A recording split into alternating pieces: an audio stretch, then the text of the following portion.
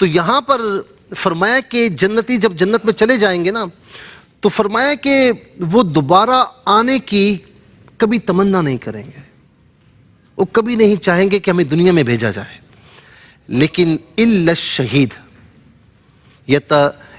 الشہید یتمنا ان یرجع، وہ تمنا کرے گا۔ رب کریم فرمائے گا تمہاری کوئی تمنا ہے؟ باقی ساری جنتی کہیں گے مولا تو نے سب کچھ عطا فرما دیا، اب کوئی تمنا نہیں ہے۔ شہید اٹھے گا، تمنا کرے گا کہ ان یرجع، اسے دنیا میں لوٹایا جائے، فیقتل 10 مرات، 10 مرتبہ دنیا میں لوٹایا جائے، اور 10 مرتبہ وہ شہید ہو کر پھر اللہ تعالیٰ کی بارگاہ میں آئے۔ آخر یہ جو شہادت ہے اس کا چسکا کیا ہے؟ کون سا ایسا چسکا ہے کہ جو وہ کہے گا کہ میں بار بار جاؤں، بار بار مارا جاؤں، اور بار بار اللہ تعالیٰ کی بارگاہ میں دوبارہ حاضر ہوں؟ اللہ اکبر۔ تو آئیے اس کی لوجک کی طرف چلتے ہیں کہ اس کا ریزن کیا ہے، لوجک کیا ہے۔ دیکھیں آپ نے پڑھا ہوگا کہ امام حسین رضی اللہ تعالی عنہ جب حالت سجدہ میں تھے نا، آپ کو یاد ہوگا کہ شمر لعین آپ کی سینے پر چڑھا، تو آپ نے پوچھا رضی اللہ تعالیٰ عنہ کہ وقت کون سا ہے؟ جمعے کا وقت تھا، صحیح ہے نا، ظہر کا ٹائم تھا۔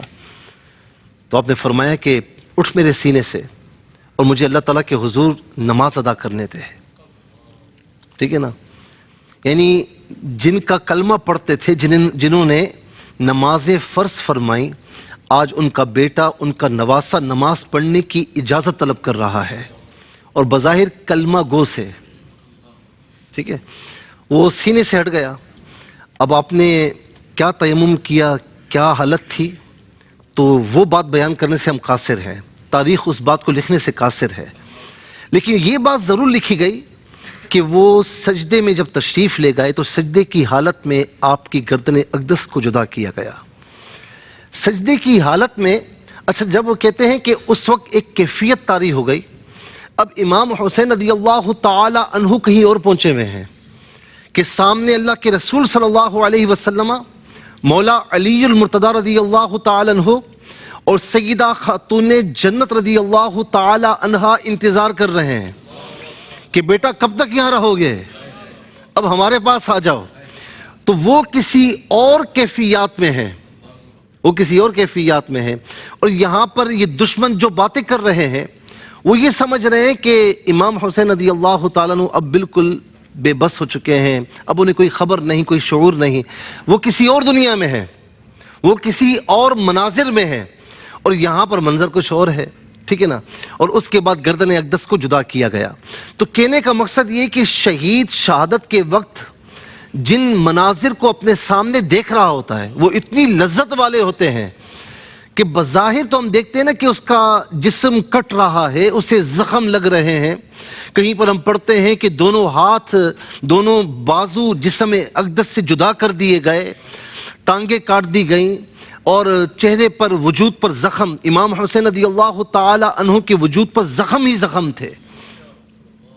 بعض بیان کرتے ہیں کہ 72 زخم، تو کوئی جسم کا حصہ ایسا نہیں کہ جو زخموں سے خالی ہو، تو تکلیف نہیں ہو رہی ہوگی، تکلیف ہو رہی ہوگی نا۔ لیکن حدیث پاک میں کیا ہے؟ فرمایا کہ الشہید لا یجد، فرمایا کہ شہید جو ہے نا وہ ان تمام جو درد ہوتے ہیں، تکلیف ہوتی ہے، فرمایا کہ اس کو محسوس نہیں کرتا، صحیح ہے، کما یجد احدکم الم القرصہ، بس اتنی تکلیف ہوتی ہے جیسے کسی مکھی نے، مچھر نے کاٹ لیا ہو یا چیونٹی نے کاٹ لیا ہو، اس کے علاوہ تکلیف نہیں ہوتی۔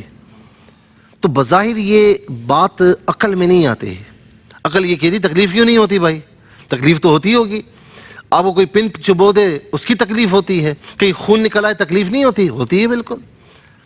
تو عقل یہ کہتی ہے کہ تکلیف ہوتی ہے۔ حدیث پاک میں میرے نبی علیہ السلام کے الفاظ ہیں کہ اسے اتنی ہی تکلیف ہوتی ہے جیسے چیونٹی نے کاٹ لیا ہے بس۔ اس کی وجہ کیا ہے؟ لوجک کیا ہے؟ لوجک یہ ہے، مثال کے طور پر جب آپ کسی مقصد میں لگے ہوئے ہوتے ہیں نا، اچھا ویسے آپ روٹین میں زندگی بسر کریں تو جہاں نیند کا وقت ہے تو آپ کی آنکھیں بند ہو رہی ہوں گی، لیکن جہاں پر ایگزامس آ جائیں، جہاں پر امتحانات آ جائیں تو آنکھوں کی نیند غائب ہو جاتی ہے۔ اچھا، اسی طرح جو ہمارے کاروباری حضرات ہیں، اپنے وقت پر سونا، اپنے وقت پر کھانا، اپنے وقت پر پینا، لیکن جہاں پر سیزن آ جائے اور بے انتہا انہیں آرڈرز مل رہے ہوں تو وہ ہر وقت کام میں مصروف رہتا ہے۔ اسے کہا کھانا بعد میں کھا لیں گے، سونا بعد میں سو جائیں گے۔ یہ جس طرح ماہ رمضان میں آپ سب کام کرتے ہیں، ہم بھی یہاں پر کام کرتے ہیں، تو نہ اس وقت نیند کا ہوش رہتا ہے، نہ کھانے پینے کا ہوش رہتا ہے۔ یہ دنیاوی تھوڑا سا مقصد ہو، خیر یہ تو دینی مقصد ہوتا ہے، لیکن میں نے دنیاوی مثالیں بھی دیں، ایگزامپلز دی ہے کہ تھوڑا سا ایک مقصد پانے کے لیے انسان کیا کرتا ہے، سب کچھ بھول جاتا ہے، کھانا پینا، گھر والوں سے ملنا، کسی کے سامنے جانا۔ دوست یار فون کرتے ہیں، یار آج کل ٹائم نہیں ہے، بعد میں دیکھیں گے، مل بیٹھیں گے بھی کام ہو جائے، ٹھیک ہے نا۔ دنیاوی ذرا سا کام ہو تو ہم سب کچھ بھول جاتے ہیں، سب کچھ بھول جاتے ہیں۔ اور اگر اخروی معاملہ آ جائے، اللہ تعالیٰ کی نعمتیں ہوں، اچھا اسی طریقے سے آپ کوئی منظر، خوشنما منظر دیکھ رہے ہیں اور آپ ایسے کھو گئے، آپ کو پیچھے سے آوازیں دے رہے ہیں کہ فلاں فلاں، ارے بھائی ذرا، آپ کو ہوش ہی نہیں ہوتا، آپ کو ہوش ہی نہیں ہوتا، آپ دیکھتے ہی نہیں ہیں، آپ اس منظر میں ایسے کھو جاتے ہیں۔ دنیاوی منظر کا یہ عالم ہے کہ جب بندہ کھو جائے اور آواز دینے والا آواز دے، اسے مطلقاً خبر نہیں ہوتی۔ تو فرمایا کہ جو اخروی نعمتوں میں کھو گیا ہو تو اسے جو کچھ لگ رہا ہوتا ہے اسے تکلیف ہی نہیں ہوتی، ایسی نعمتیں اس کے سامنے ہوتی ہیں۔ اس کی مثال قرآن کریم میں ہے کہ یوسف علیہ السلام کا جب معاملہ ہوا نا تو زلیخا کو وہاں کی جو رئیس عورتیں تھیں انہوں نے بڑا تان و تشنیع کیا کہ تجھے کیا ہوا، ایک غلام پر مر مٹی۔ اس نے کہا اچھا ٹھیک ہے، تمہیں دکھاتی ہوں میں۔ تو قرآن کہتا ہے کہ اس سے دعوت کا اہتمام کیا، دعوت کا اہتمام کر کے اس نے تمام جتنی خواتین تھیں جن کی تعداد کم و بیش 40 بنتی ہے، ان کے ہاتھ میں چاقو دیا اور ایک ایک پھل دیا، اور یہاں یوسف علیہ السلام کو اس نے کہا کہ آپ یہاں سے گزر جائیں۔ یوسف علیہ السلام جب وہاں سے گزرے تو قرآن یہ فرماتا ہے کہ وہ جب عورتوں نے انہیں دیکھا تو ان کے حسن میں اس طرح مہ ہو گئیں کہ اس کے بعد وہ پھل کاٹنا چاہتی تھیں، بجائے پھل کے وَقَطَّعْنَا أَيْدِيَهُنَّ اپنی انگلیاں کاٹ ڈالیں، انہیں خبر بھی نہ ہوئی، انہیں خبر بھی نہیں ہوئی، تو وہ حسن یوسف میں مگن تھیں۔ تو جو جلوہ حق میں مگن ہو، شہادت کے وقت اللہ تعالیٰ کی نعمتیں دیکھ رہا ہو، اس کے انعامات اکرامات دیکھ رہا ہو، اسے پھر کٹنا مرنا اس میں تو لطف آتا ہے نا، ٹھیک ہے۔ تو اسی لیے فرمایا کہ شہید بس اتنا محسوس کرتا ہے، اتنا فیل کرتا ہے کہ جیسے کسی چونٹی نے اسے کاٹ لیا، اس کے علاوہ اسے کچھ محسوس نہیں ہوتا۔ انہوں نے کہا کہ وَقُلْنَا حَاشَ لِلَّهِ مَا هَذَا بَشَرًا، انہیں کہا جا رہا ہے کہ بھئی تم نے انگلیاں کاٹ ڈالی، یہ خون، نہ خون کا احساس نہ انگلیاں کٹنے کا احساس۔ وہ تو کہہ رہی ہیں کہ یہ تو کوئی فرشتہ معلوم ہوتا ہے، یہ تو کوئی انسان معلوم ہی نہیں ہوتا۔